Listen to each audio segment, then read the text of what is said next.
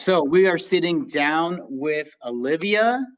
Olivia is out of New York City, right? Yep. What exact town in New York? Queens, New York. Queens, New York. So you're in the city, like you're in one of the 5 boroughs. Yeah. All right. So, so for me to get to know you and the people who are watching this get to know you, we're going to play a 20-question game. The first 10 are going to be baseball related. The second game, next 10 questions will be more about you. Okay. All right. So, question 1: what type of bat are you swinging? What type of body? Bat. What type of bat? Oh, a Victus. What length? 32. 32. What glove are you using? I'm using, I have my infield glove that I also use for pitching, which is a Wilson A2K, and then I have a Rawlings for my outfielder's glove. Nice. Cleats. What brand you wearing? Nike. Lowe's? Yes. Always Lowe's? Always Lowe's. Always Lowe's. Never mids, never highs? I've had a few mids in the past, but right now I'm rocking the Lowe's. Rocking the Lowe's. Gum or sunflower seeds? Sunflower seeds. Flavor? Ranch. Ranch. Always ranch? I like to switch it up sometimes. Like barbecue. Barbecue. Pants up or down? Up. Full sock or stirrup? Full sock. Full sock. American League or National League? National League. Yes for the DH, no to the DH? No for the DH. No for the DH. Yankees or Mets? Mets. Batting gloves, no batting gloves? Batting gloves. All right, next 10. Specifically about you. Gatorade, Powerade? Gatorade. Flavor? Cool Blue. Coke or Pepsi? Might get hate for this. Pepsi. Pepsi. Favorite baseball movie? Ooh. Like the Bad News Bears. Like the original Bad News Bears or like the remake Bad News Bears? The original. The original. Favorite TV show? Trying to think of like Netflix originals, like On My Block. Okay. Favorite food? Soup dumplings. Pre-game music or specific song you like to listen to before games? Basically anything that's reggaeton. Xbox or PlayStation? PlayStation. Snapback or fitted? Fitted. Nike or Adidas?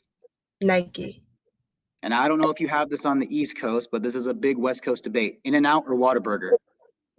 I don't have either of those. Neither. You've never eaten that neither. So that's undecided. So if you ever come to the West Coast, you're going to have to go experience In-N-Out or Whataburger and decide which is the best burger on the West Coast. I've heard things about In-N-Out. So let's take a dive into your baseball journey. I don't want to say discovered you, but I saw a video that was posted of you pitching, and then I kind of clicked on your profile, and I noticed that you're a 2022 grad, and you are a young lady that is pursuing the game of baseball. I reached out to you, you responded back, and here we are. So why don't you kind of give like a little introduction of who you are and where your baseball journey has led you? I'm Olivia Pichardo. I started playing baseball when I was around 5 years old. My dad was gonna put me in T-ball, but that year they ran out of spots, so I started with lob ball. Then I kept playing throughout Little League, went to Pony League, and then started getting more competitive with travel baseball. And now I play for next level baseball, and I'm looking to get into the college level. So in your baseball experience, has there ever been a time where people have tried to transition you into softball, or have they always supported you in pursue baseball? I feel like I've ran into a lot of ladies who played Little League baseball, and then once they hit like a certain age, like that junior high, high school age, it was, well, girls don't play baseball anymore, so now you need to transition into softball. Has that ever happened to you? And if so, like, how did we just stick on that baseball path? For the most part, I've gotten a lot of positivity and encouragement for me to keep playing baseball. There's there's been like a few like comments here and there from parents or coaches saying, "Oh, like when is she gonna transition to softball?" I'm like, "Oh, never," because like I've never played softball before. They're two completely different sports. Like if you take a baseball player and then transition them into softball, it's gonna be completely different for them, and they're gonna have to adjust like their swing and um like the size of the ball is different, the barrel is longer for softball, the field's smaller. So yeah, there have been a few people. No one has ever like said rude things, I guess, to my face for playing baseball, but yeah, I've mostly been supported by those around me. And when you talk about going into your college journey, that being a goal of yours, um, are you pursuing a college career in the form of a pitcher, or are you trying to be an outfielder, or are you like what's specifically like your niche? Like what have people most recognized you for in the game of baseball, position wise? Mostly as a right-handed pitcher, but I'm a two-way player. So I'm trying to work on playing second right now, because uh, I mean, I also do play the outfield, and the coaches that I've played in front of, they also like my swing.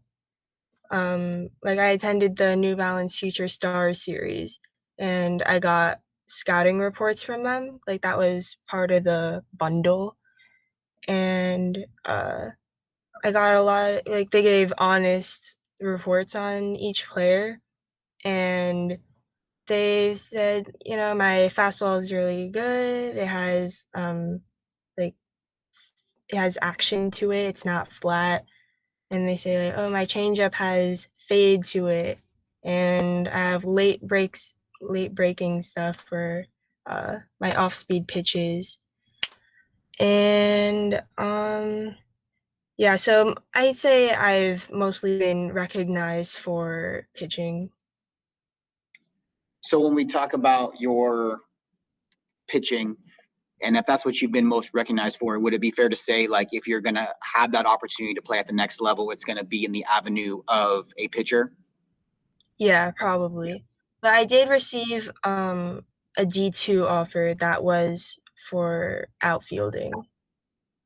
And is that like, are you willing to give up the bat to become a PO? Or would you like to find a home to where you're going to have the opportunity to be a PO, but still swing it? Or like, are you just looking for an opportunity? Or like, what are you like most passionate about? I know it's easy to kind of say like I'm passionate about all of it, but if you had to give up one or the other, would you rather pursue pitching, or would you rather be able to still be a position player to be able to still swing? Hmm. I think I I think hitting is one of my favorite aspects of baseball. So I guess I would rather become a position player and still hit. How many times a week are you working on your swing? Like, how often do you train? Like, I know you're in high school season right now. Well, actually, it's kind of like a I'm my high school doesn't actually have a team because it's a really small private school, so there aren't enough kids to form a team. Um, but I did try to work out with one of the public schools, but when I got to one of the practices, this happened like a few days ago. When I got to their practice, you know, I was practicing, it was all good, and then the athletic director came by and saw that I was there, and he was like, you guys aren't allowed to have outside players at your practices, so I got kicked out. So with that said, if high school baseball is not an avenue, you've solely received all of your attention through playing with your showcase team, the next level baseball. Yeah, my travel, and And so also going to a few college prospect camps. camps. So with next level baseball, do you play a fall season and a summer season? Yeah, I've had my first fall season with them in 2020, which I did pretty well pitching. I mostly pitched because I was, I guess, recruited for that travel team as a pitcher. But then I started showing them my defensive abilities and my swing. And I was also a two-way player, but I mostly pitched. And I haven't had a summer season with them yet, but I am going to, which I'm very excited. What's some of the tournaments you guys are lined up for this summer? Have they given you guys a schedule yet, or because of everything that's still going on, is your schedule still up in the air of what showcases you'll be in? I have yet to receive my schedule from my team, but I know that we're going to have a few local tournaments. I think one in North Carolina, I want to say Virginia, and yeah, it's mostly going to be on the East Coast. So one question I have is, your stats online right now, you sit at what? What's your fastball sit at? I topped out at 82 miles per hour a few months ago, but I guess I would be like a consistent 78, 79 for my fastball. So when you're going into these showcases and you're seeing more baseball attention with velo, and all this, I got to build arm strength and build arm strength. And you hear a lot of guys say right now, if you're not throwing upper 90s, your stuff's not going to play at the next level. Does that ever hinder your mindset as far as, like, obviously you're still growing, you're still training, you're still trying to figure out your own skill set? Like, what's your mindset when you take the mound, knowing that you're not going to maybe throw the hardest, but it doesn't mean my stuff can't play. I just have to be able to hit spots. And for me personally, I feel like you could throw hard, but can you locate? I could go out there and throw 98 consistently, but if I'm all over the place, then I'm not doing any good for myself or my team.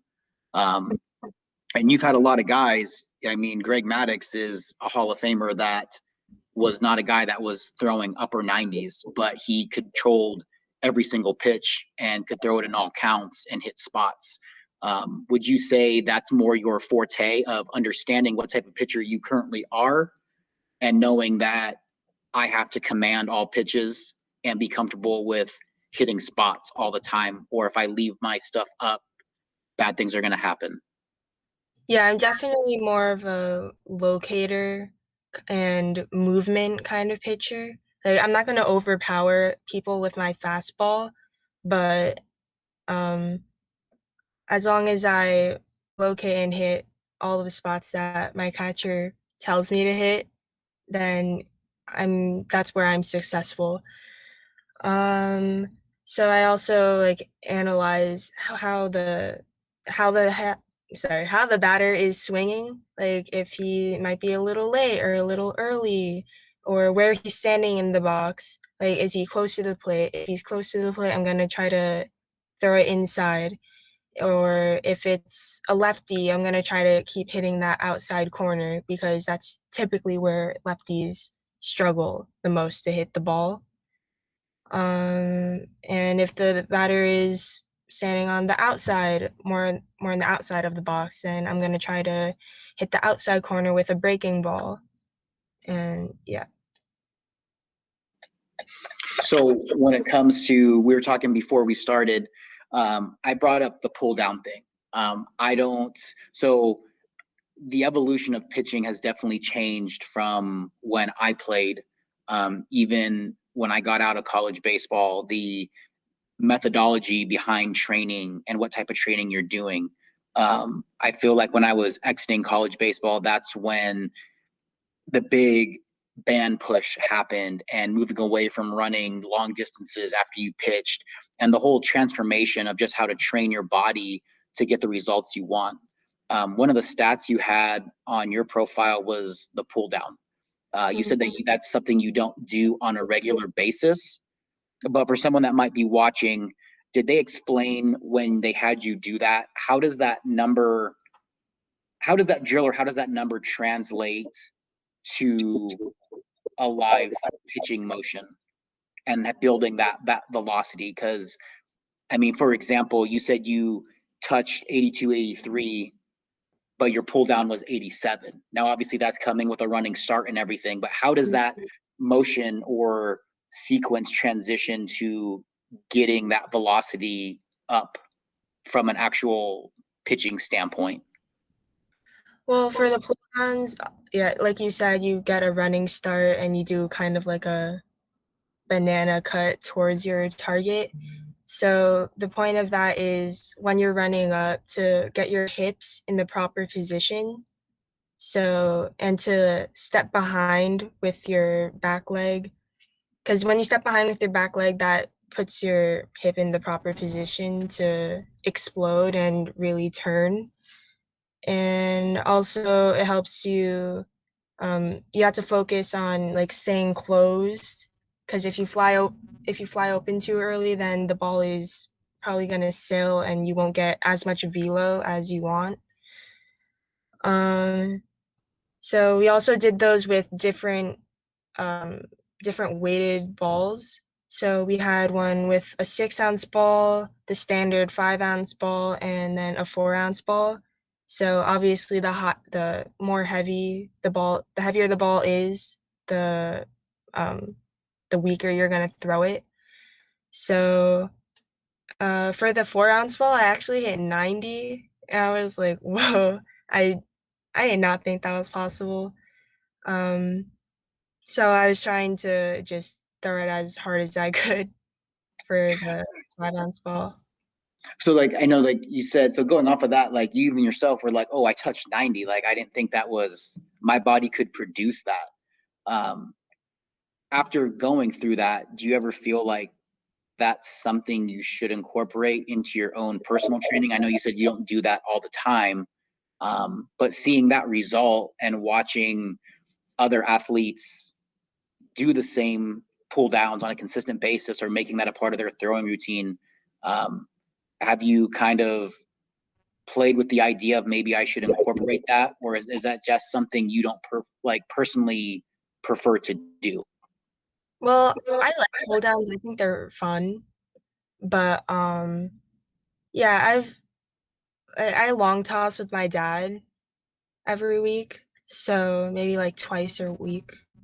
And after I long toss, that's when like I kind of experiment a little with my pull downs, but I don't really know like what the what the true benefits are of the pull downs. So usually after I long toss, um I do a short bullpen. So I just think to myself, well, after I do pull downs, I don't think it's that great of an idea to go straight into a bullpen. So I usually just skip that and get into the bullpen, because it's a lot of stress on your arm for pull downs because you're throwing it like as hard as you can. But yeah, I think I want to start incorporating that into my throwing routine. I was just I was just curious because I feel like every baseball video now that like pops up or every YouTube or Instagram video, it's all about the pull down thing. And some people have explained it and some people don't. And I think as a coach or a player, kind of like what you said, understanding the rhyme and reason and understanding the why gives you the benefit of like actually executing the drill or what the benefit is and how I'm doing it. Um, so when you talk about long toss, you say you're playing long toss with your dad 2 times a week. Like Mm. how long of a day or how long of a session is that? You know, like, are you playing catch for 30 minutes? Is it sometimes 15 minutes? Are some days I'm just playing 90 feet? Like, do you have an actual regimented throwing program, or is it just kind of how your body and arm are feeling on that day? I usually do it based on how my arm is feeling. So I don't do like a set number of throws consistently. We start just regular, like from a short distance throwing, and then I get longer and longer and longer, up to where I don't think I can throw farther than that. That's usually at around like 300 feet, I think. So I'm just trying to elongate that distance at more and more every time I long toss. And then when you work back in the days that you don't throw off an actual mound and I'm throwing a bullpen, you just throw a flat ground. Are you throwing a flat ground every day for X amount of pitches? Or is that a certain times a week? And then during the flat ground, if you have a younger pitcher watching this, what's the benefit or reason behind throwing a flat ground instead of always throwing off of an actual mound in a live bullpen situation or to live hitters even? Well, I think with the flat grounds, you're gonna throw slower because you're not on a slope. Um, so I think that with flat grounds, with flat grounds, for me personally, I focus more on my lower half and my back leg because I'm not really pushing off of much since I'm not on the mound. Um, so I try to really emphasize the movements in my lower half and try to somehow gain the power by like rotating my hip at the right time, getting into the rhythm. So does it also give you an opportunity to get like a, a feel for pitch grips and not so much worrying about like hitting spots in that sense, but just getting a feel for the baseball and learning pressures and finger positioning? Would that be a fair thing to also say, that the purpose behind the flat ground? Yeah, definitely.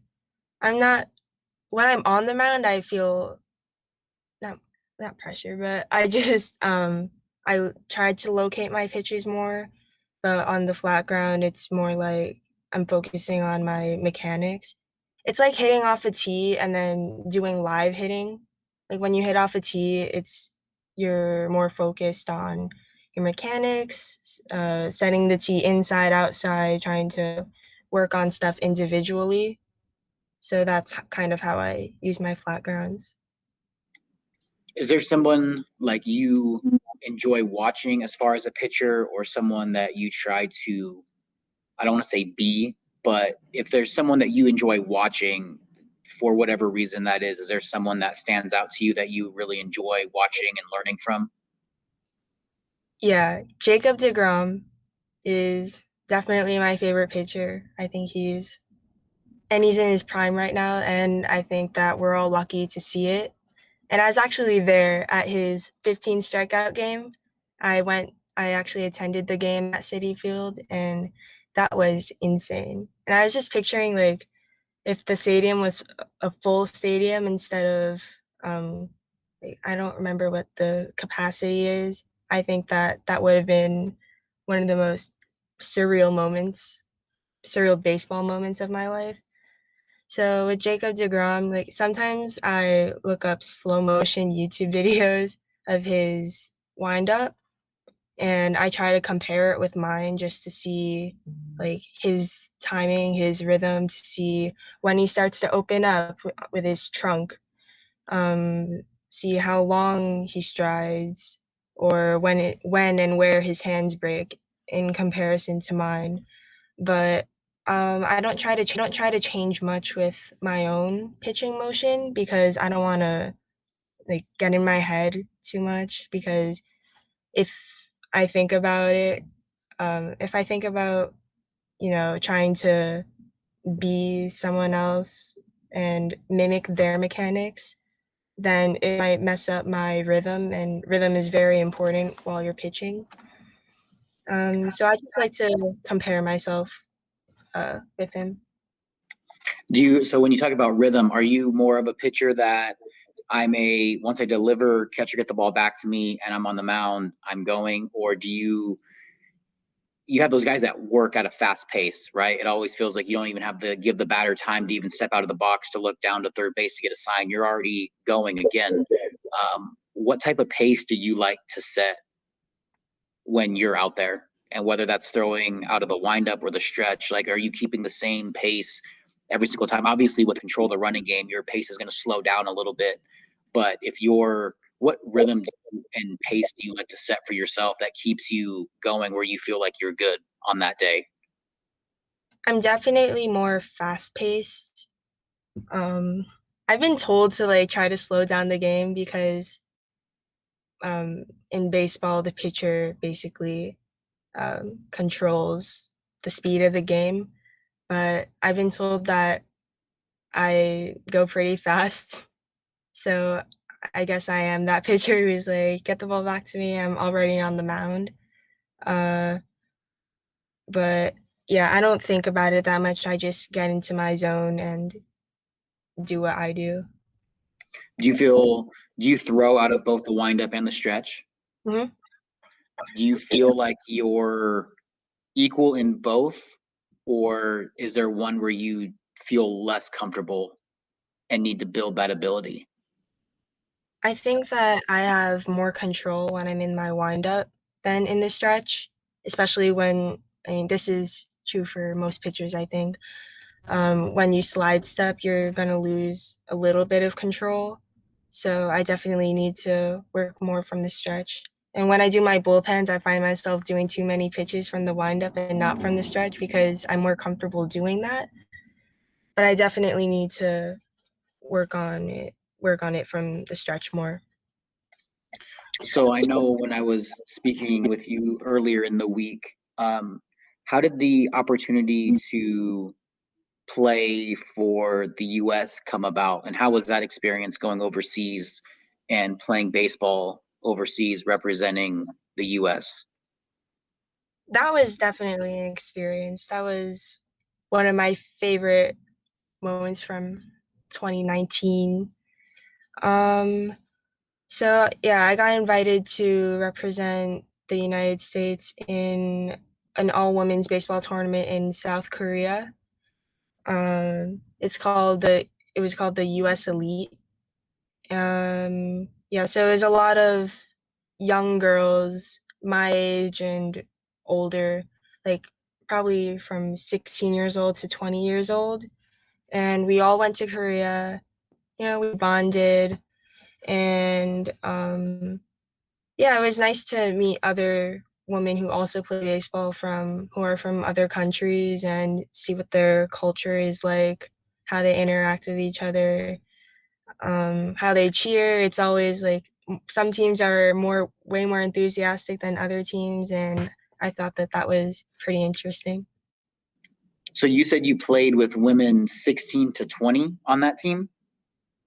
Was that quite an experience in itself, being like a teenager playing with someone that is an adult? Or how was that experience in itself?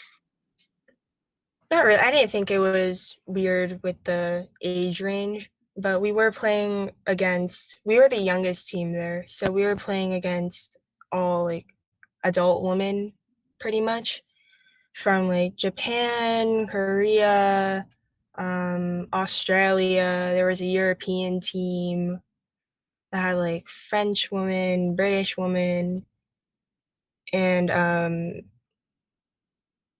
yeah. What? Can you repeat the question? Oh, I was just asking you because I always wondered. I feel like when you look at Major League Baseball and you're a kid that gets drafted out of high school, and it's like 2 weeks ago I was a high school senior, and now I'm in a locker room with guys who are 23, 24, 25. Some are married, some have kids. So I Mhm. I would feel like that's like a weird situation where a week ago I was playing Xbox and now I'm getting paid to play baseball for a living. So to be 16 and be put on a team with 20-year-old women and then going against and playing women like in their mid to late 20s or even 30s. I was just curious if that was a just interesting experience in itself to add on to playing baseball against other countries overseas. Yeah, I thought it was pretty fun to play against different aged women because they move differently, and we ended up getting second place, which was which I thought was pretty impressive since we were the youngest team there, and we lost in the finals to the Japanese team, which was mostly like middle-aged women, maybe like early 30s or late 20s. So that crushed us, that loss, because we were winning in the late innings, but then they tied it, and then we went into extra innings and ended up losing our lead. So we definitely could have won, and that game was really close, and it probably could have gone either way. When you look at like styles of baseball, obviously baseball is played differently. I guess you could say skill set wise or energy level or what's acceptable, what's not acceptable. And you have a lot of countries still trying to develop professional baseball as far as Australia and Europe. Um, what did you notice about the style of play? Were like Japanese teams more disciplined? Were they more fine-tuned in skill set and the small things? Or is that something you picked up on? Or were you just so like in the moment of the game that, I was just living in that moment? Yeah, I definitely noticed it. The Japanese team, they were very disciplined. You could tell that they were very serious about the game, but at the same time, they were also, like they were less lighthearted than some of the other teams, but you can tell that they all had a bond with each other still. And also the Japanese and Korean teams, like their pitchers, like I just feel like their movements are just more elegant than some of the other teams. It's just like more smooth, I think. So yeah, I picked up on that. And so obviously there's, I don't want to say a movement. I feel like women's baseball is becoming more out of the shadows and more into the limelight. And as we talked before, I didn't want to talk to you just because you're a woman that plays baseball. But where would you like to see the game of women's baseball grow, and in what direction? Like if you're going to have the opportunity to play college baseball, have you ever thought about what happens after college baseball? Like, what avenue do I have to Yeah, continue playing outside of coaching, like to still be a player? Where would you like to see the game of women's baseball grow? yeah. So there are a lot more girls who are starting to get college offers. I think there have been 16 women who have gotten college offers from like the late 90s, I want to say. I saw that somewhere. And I know a lot of girls a lot of high school age girls who play for their high school teams, which I think is a pretty big deal that they all made their teams. And I think that in the future, more and more women are gonna get offers from not just D3 schools, but D2 and then maybe D1, and maybe more women in independent leagues also. And I think that there's definitely going to be a woman who gets drafted into the MLB and play in the minor leagues, and probably in the future, um, the major leagues as well. Would you like to see that happen, or would you like to see somebody step up and really support and back and believe that there's a product to have a women's professional baseball league? Um, there has been a women's professional baseball league in the past, like A League of Their Own. I think we've all watched that movie. Um, but I don't know if it would get as much attention as the MLB would. So I'm not sure if it would like get off the ground as well. but I think that it could definitely happen if it gets enough support. But I just think that it might be kind of like an NBA and WNBA scenario where like the NBA just has far more popularity than the WNBA. And I mean, I can't name any WNBA players because it just doesn't get as much attention. So I think that for baseball, like there are a lot of women who play basketball. That's like a known thing. There's college women's basketball. There, um, women's basketball in high school also, but there aren't a lot of women in baseball. Like there isn't like a club women's baseball team in every college. So I think that it would probably be a struggle, but I think that if it gets enough support from um, some people who really do believe that women should be in the game of baseball, then it can definitely work. When we sat down with Missy Coombs, I don't know if you know who she is. I've Um, so my question to her was, because when she was telling me all the professionals she's got to meet and the stadiums she's pitched in, I mean, she like lived out a childhood dream of being in ballparks and meeting certain people. And but one of the questions I had for her was, do you think with the science behind training, and obviously you have women that are taller nowadays, for example, like if you took a woman that played WNBA and taught her the mechanics, a woman who's 6'2", do you think you will ever see women be able to throw in those low to mid 90s or even upper 90s? And her answer was she didn't know, because I mean, no one's ever really pursued it. But do you think as the game evolves and the science evolves and more women are playing and continuing it, do you think that women will be able to throw equally as hard as men? um there I think that we can definitely like women can definitely reach in the maybe like lower to mid 90s.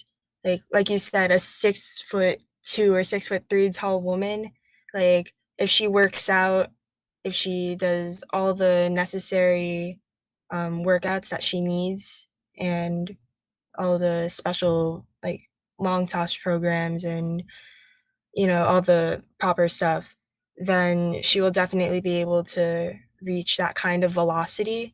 Like I'm 5'6", I'm pretty short, and I'm hitting in the low 80s. So I've met a lot of women who are pretty tall, that can throw harder than me. I haven't seen them in a while because they were all older than me, so I don't really know where they went exactly. But yeah, I think that that's definitely an achievable goal. So let's transition back into pitching. What is in your arsenal of pitches? What are we throwing? I got a four seam fastball, a circle changeup, which I need to work on, a knuckle curve, and a slider. So we're working with four pitches. Do you feel you already said you need to work on the changeup? Are you need to work on the changeup as far as making it separate itself more drastically than the fastball, or being able to locate it? Both. Like I have the pronation, like when I do locate it, it does have like tail and fade. So the pronation on it isn't a problem for me, but consistently locating it and um I'm trying to make it go slower. Like I've had in my P3 programs, like in the winter and the fall, I've had like all the coaches were trying to get me to slow down my changeup without slowing down my arm movement. Um, and they tried to do all like the tips and tricks. And it was like at 75 miles per hour. and I'm like a consistent 78, 79 thrower. So that's not much of a difference. And yeah, so I'm trying to work on slowing that down. When you hold that changeup, do you hold it more in the fingertips or do you hold it more like deep in the palm? I try to hold it deeper into, not into my palm, just like into my fingers. Into your fingers? I got And the grip from Pedro Martinez. oh, you've met Pedro Martinez. No, I just saw a video. I just Oh, saw okay. him holding his changeup grip. I haven't met him. So it's kind of like that. Okay. So So you I build it throw up. with Okay. You pressure put a on lot more, you put pressure on your the pointer finger, ring finger. on the ring finger. Okay. Yeah. And then how come you throw a four seam? How come you don't throw a two seam? Just that's what you feel comfortable with, or is there a Yeah. reason behind that I haven't really experimented with the two-seam with the fastball, two seam fastball? but the times that I did, it didn't have much movement to it. Not as much as my four-seam fastball, because it has a bit of cutting action to it. My four-seam. I think it's because of my thumb placement. Like my my instinct is to like tuck my thumb like that. Mm-hmm. I was told that that is what gives it a cutting action because I didn't know why it cut so much before. I wasn't sure if it was my arm angle or the way I was gripping it, but it does reduce the velocity a little bit. So I'm trying to work on getting it more in line with my index finger and more straight instead of bent. Gotcha. Mhm. And then when it comes to your curve, what's your placement on the ball for your curveball? Knuckle. Oh, so you go up on the seam, so you're flat down on the seam, Hmm. and you're gripping it like this. Yeah. And then I put pressure on my middle finger. And then when you get to your arm slot, what's going on with your wrist? Am I coming over or am I just throwing it? I'm I'm coming coming right over. here, Yeah. and I'm not snapping or Mhm. I'm turning over. I'm just coming straight over the top. Just straight over. And then what was the fourth pitch? My slider. And So what's the that's hand like placement on that? this. You're just running it off. More pressure on the pointer finger, On my middle finger on the also. middle finger. And then um, for that one, I don't go over the top, but I try to make it more like that. And between the two, what do you feel is your better pitch, the knuckle curve or the slider? Definitely my knuckle curve. I really like my knuckle curve. So do you feel like with the slider, what's normally is your slider more late breaking? Or if I'm going to run that in, like, is the velocity the same as the fastball typically, and I'm having a late break? Or what's the difference between that when you throw it? Yeah, I think it's more of a late break. For my Yeah, it's definitely faster than my knuckle curve. Because for my knuckle curve, I'm just trying to make it move as much as possible, not really for a late break. But for my slider, it's probably in like the low 70s, and whereas my knuckle curve is like 65. So if I'm going, when we start talking about releases and everything, so if we go back to the slider, so if you're right-handed and I'm facing a righty and I'm going to throw that slider, I'm going to assume you're going to throw that pitch in on the hands, correct? Mhm. So when I get to that release point, where am I releasing? Am I like on that right-handed hitter's front hip? Am I releasing it to the hands? Or like how far on that body am I releasing that pitch so it's running in on the hands and not out over the plate? Well, for my slider, I'm trying to throw like a little bit behind him so that it really like gets to that inside corner. I actually did that yesterday. I got a strikeout like that yesterday when I was playing in an independent men's league. And yeah, I got someone by throwing it a front door slider. And then with the placement of the knuckle curve to a righty, am I throwing that pitch away most of the time? In a way. Where am I releasing that pitch? More in the middle of the plate? Like, does it have a big break, or am I starting that more out on the outer half to get to that, to die into that area?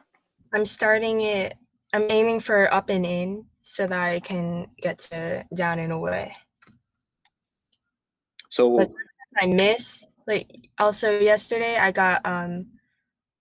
accidentally missed with my knuckle curve and I left it up in the zone, but he didn't swing at it. So I got the strikeout like that. And then I also got a few with them chasing it when it was down. And so if you're typically 0-2, 1-2, what most likely are you going to? If the hitter is not horribly late and you're going to go off speed, are you typically going to go knuckle curve, or are you typically going to go slider, or do you not really feel comfortable throwing that change? Yeah, I'm not that comfortable throwing my changeup, but I think that if I can get it to significantly slow down and be much slower than my fastball, it could definitely be one of my more effective pitches. But I'm pretty comfortable with my knuckle curve. It also depends on which pitches I just threw before. So if I threw like 2 knuckle curves first to get the first 2 strikes, then I might come with like a high fastball. But it all depends on the sequence. So you wouldn't typically say you have a go-to strikeout pitch. But I guess that would be my knuckle curve for Okay. my go-to. Would you describe yourself as you move up in the level of play, especially looking at the next level, right? If we're not throwing crazy hard at that level, and when I mean crazy hard, I mean like 95 to 99, right? I watch Division I baseball, and I feel like every guy they run out there is 96, 97, which is crazy to me that you have a roster full of just arms. Yeah. But again, going back to that, I don't have to throw that velocity to still have success. I just have to be really good at knowing who I am as a pitcher and being able to use every pitch to my advantage and understanding that. Would you say as you move up, if that velocity doesn't increase, would you start pitching backwards to where I'm going to get ahead early with more off speed and my strikeout pitch is going to become the fastball because I'm not throwing it as often? So when I do, it looks a lot quicker because I'm throwing more off speed more frequently to better hitters. Yeah, I think that at the level that I'm at right now, my knuckle curve has been pretty successful for my strikeout pitch, my put away pitch. But yeah, when I get to the higher levels, like if I play in college, then I think that I might rely more on my off speed pitches and, like you said, maybe have my fastball as my put away pitch instead. But pitchers in the MLB like Zach Greinke, he throws like in the low 90s. He's not much of an overpowering pitcher, but he has good control and good breaking stuff, and I think that's what he relies on. So just really honing in on that skill of being able to mix pitches well and having command of all pitches and feeling comfortable throwing those in all counts. I definitely think you'll find success in being able to throw those off-speed pitches in all counts, especially when it's a fastball count, a typical fastball count, and not giving that fastball and going with something off-speed. Yeah. So let's talk about your college real quick, and we'll wrap it up because I know it's a Friday night and you probably have other things to get to. So when it comes to your offers, you have how many offers that you've been presented with so far? I have 4 so far. And what levels have you been offered at? The highest level I have right now is a D2, and then I have a D3, and then 2 NAIAs. And can you just kind of touch on how you got exposure to those universities? Was it just through Next Level Baseball, or was it going to actual camps that the university was putting on? How have you gone about your recruitment process? Well, I started. My dad like read up on the college recruiting process when I was like a freshman in high school. So I would send out emails and introduce myself to a lot of high academic schools, those coaches, and he wanted me to start early so that I could keep coming to the prospect camps throughout the rest of my years in high school, so that they could see my progress as I grow and develop. So for the D3 school that gave me an offer, I actually didn't intend on uh, on exploring that college. But my former team, the GNY Sandlot, we had winter workouts at that school. And the head coach just happened to like come into the gym that we were working out in, and he saw my swing and thought it was good, so he gave me a verbal offer. And then for the D2 school, I was in a tournament with Next Level, and I was on the mound pitching, and the D2 coach, he was looking at someone that I was pitching against. It was a really tall guy, and I ended up striking him out. So he started looking into me, and he was recording. So he sent that video to the head coach of that D2 school, and then the next practice that I had for Next Level, like a few days later, um, the coach walked up to me and invited me to an upcoming prospect camp. So I attended that camp. I did really well. Uh, I pitched 2 innings and I got 5 strikeouts and I think 1 hit. So they thought that that was pretty impressive. And I didn't get a hit during that camp, but they saw my swing and they liked it. So they invited me to um, like a prospect clinic that they had. And that went on that was once a week, every Friday for like 4 or 5 weeks. And then later on, he um, gave me a verbal offer at the last one. And then he asked me to send me my transcript um, for high school, like my grades. And then he sent it into admissions, and he gave me an offer with a scholarship. So I'm currently debating whether or not I should go there. Well, I think it's very impressive that, I mean, again, not to focus on like the woman playing baseball thing, but I think it's great that you've stuck with the game and you've built your ability to the point where you've turned some heads and have really shown people that women can play at the next level and I can compete against men.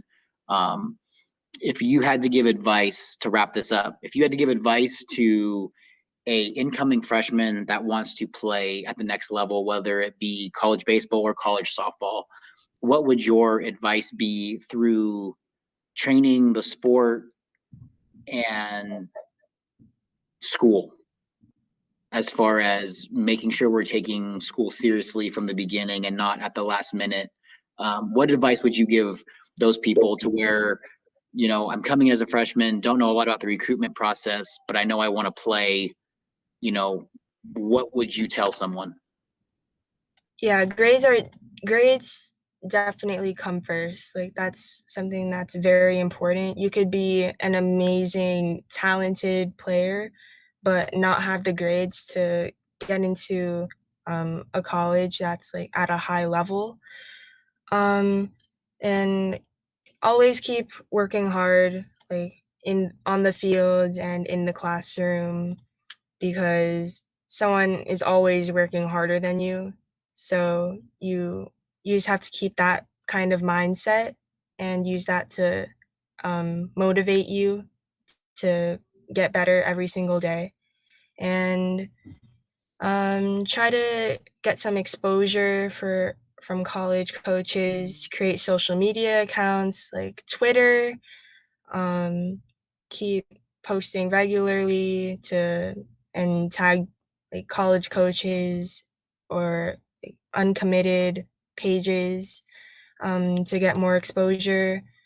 Email email colleges that you're interested in, and when you go to those camps, always have a good attitude, because character is also it's just as important as your game. Because if you have a bad attitude, then even if you're a really good player, you're probably not going to get recruited. So every time someone hits a foul ball, run to get that foul ball. Like, don't wait for someone else to go get it. Like, be active and show coaches that you're also a team player. Well, you touched on a whole lot there that we could go on for hours about body language and attitude and showing up. But Olivia, thank you for your time. My final question for you is, if you had to pick a World Series champion, who's winning the World Series right now after the first couple weeks of baseball? I have so much hope for the Mets, but they let me down every year. They can't score runs. Yeah, I mean, You have arguably one of the so best bad pitchers in baseball that has one of the top ERAs, but we can't manufacture runs to give him wins. I just want to apologize to him. It's not fair. Uh, you know what? I'm gonna stay loyal to my Mets. All right, New York Mets. Yes. Mets, 2021 World Series champions. Yes. All right, Olivia, thank you so much for your time. Best of luck on your baseball journey. Thank I look forward to seeing where you commit and seeing what you do at the next level. So I appreciate your time. You take care. you for having me. Bye. All right, bye.